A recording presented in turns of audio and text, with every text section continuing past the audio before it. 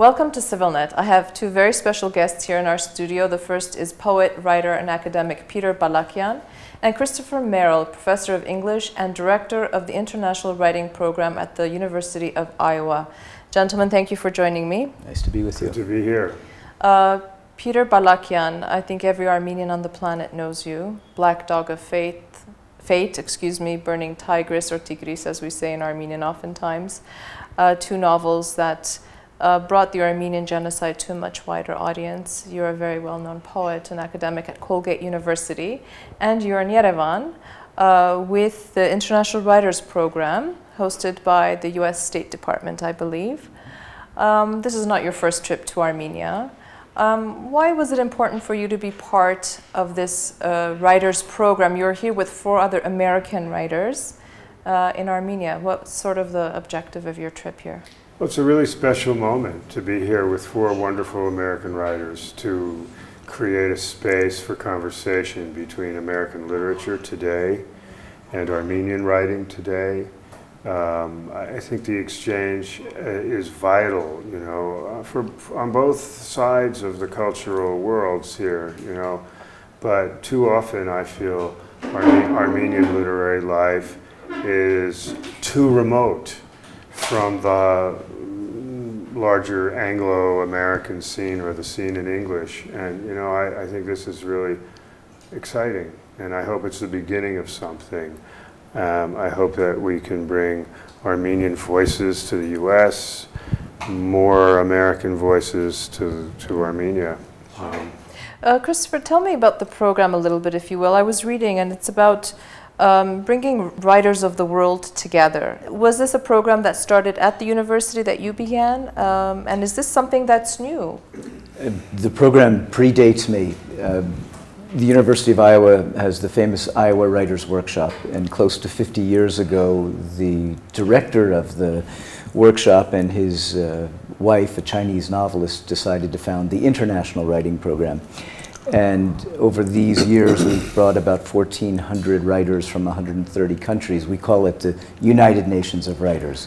The idea is to bring writers from all different places, perspectives, and languages together for conversation and to do their work. And then a couple of times a year, we have the good luck to bring distinguished writers like Peter and Gish Jen out into the world to exchange the ideas with audiences abroad. Yeah, talk to me, if you will, about some of the writers that have accompanied you. How did you pick and choose, or did they volunteer to come? And well, the idea is for us to bring somebody like Peter, who knows a great deal about Armenia, who's written so beautifully about it, as well as distinguished writers like Gish Jen, who has an altogether different kind of audience, to bring some of her perspective to Armenia and for her to get a chance to learn something about being here. Mary Hickman is a younger poet, and then Gregory Orfalea, who's written books on everything from Arab Americans to the founding Catholic priest of California, again, to give him a bigger picture. Mm-hmm. It's interesting, some of the works that I was looking at of the authors, the writers that are here, it talks a lot about the immigrant experience in America, and that was what Black Dog of Fate was. I remember when I was reading it the first time, because I read it more than once, as I often do, it really resonated with me because, of course, I was a child of immigrants as well. And so it also, while it was a very Armenian experience, it was a very American experience, a very universal experience. But I want to talk to you about something. I did an interview with a British author, young adult novels, and she spoke about the tyranny of the English language. When we're writing about Armenian issues in English, you know, there are certain ways to look at it. You know, the loss of the Armenian language, and yet bringing Armenian stories, history, experience, narrative to the English-speaking world. How important is that? Well, do we do enough of it as Armenians? Well, I mean, I think it's a complicated issue you raised, one that we could have a good 2-day seminar discussing, we'll organize you know, which is the whole issue of language translation, transnational literary culture, which I think Chris and the Iowa Writers Project really embodies a new emanation of transnational literary culture.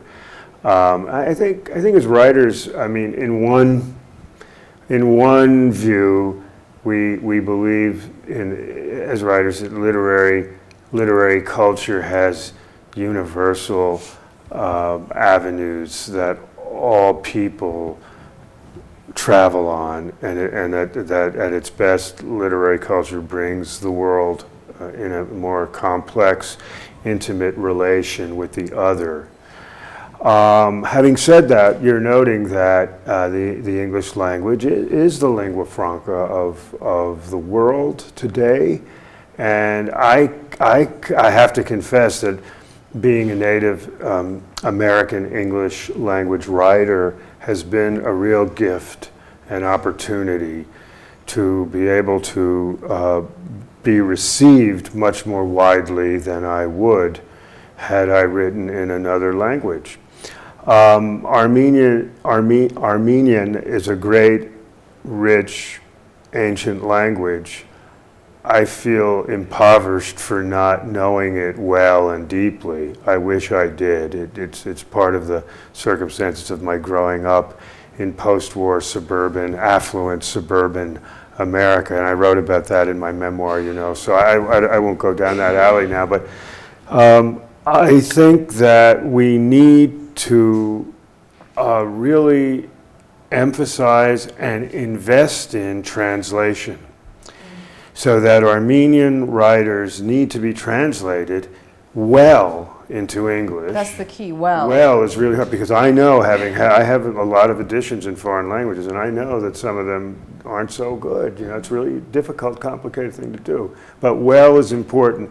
But we, as a culture, and I've said this repeatedly in the U.S., we need to invest in this. This demands resources, because translators are gifted intellectuals, and they need support, and they need a space like this beautiful space to be coming every day to translate Charents, Tumanyan, Barrier Sevag, whoever into English. And then we need to make a home for Armenian translation in English. Absolutely. And that's no way, I don't mean to diminish the power of Armenian, but it has to find a way into a wider world. Absolutely. And I should note that in our program we expect people to write in their native languages. Oh, is that right? We don't the writers who come into the program, every now and then they might want to try to do something in English, but because it is the lingua franca. But for example, next summer we'll be running a program for young Armenian writers called Between the Lines, for people aged 17 to 20, and they would be expected to do their afternoon workshops in Armenian. That's going to be challenging and exciting for sure. Just as a final question to you, Chris, what will you be doing in Armenia? You're here for 2-3 days with these group of very well-known and talented writers. What will you be doing here? Well, we'll be meeting with Armenian writers, we'll be engaging in discussions, we'll be conducting creative writing workshops, introducing an academic discipline which is very important in our country, and from my perspective I'm also hoping to meet writers who might want to come and become part of the international writing program. Very good. Peter, you're here for a couple of days and then you'll be off again and returning for other events that are coming up. Just as a final question, you know, when you talked about the translation of Armenian works, and not only, I had interviewed Vartan Grigoryan recently of the Carnegie Corporation, and he was telling us how as a child, when you grow up in an impoverished family or circumstances, the only way to travel throughout the world was through literature, by reading the works of, you know, French writers and German writers and American writers. So to be able to bring the Armenian experience to America or to the English-speaking world would be a great sort of initiative. The continued cross-fertilization between literary cultures is going to make Armenia a bigger place as a culture on the globe. I mean, good translations of important works have a way of doing an enormous amount for any culture, you know, large or small. Perhaps another way of thinking about internationalizing Armenian cultural life is to note that the Worldwide Genocide Studies Conference for 2015 will be held in Yerevan and hosted by the Armenian Genocide Memorial and Museum. And it will be a very cosmopolitan event. Hundreds of scholars in the field of genocide studies coming here explicitly because of the 100th anniversary of the Armenian genocide. The scholarly community worldwide has wanted to hold the conference here. And this will be a powerful representation of complex, good, intellectual, comparative thinking on genocide and its legacies and ramifications globally.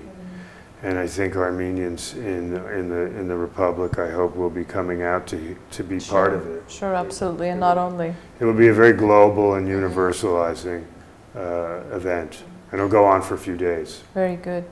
Well, thank you very much for stopping by CivilNet for the interview. Best of luck. We hope that the International Writers Program will come back and visit us here in Armenia, or we'll take some Armenian writers to you, and that cross-fertilization, which is so important. Yeah. Thank you. Thank you. Thank you. Great to be here.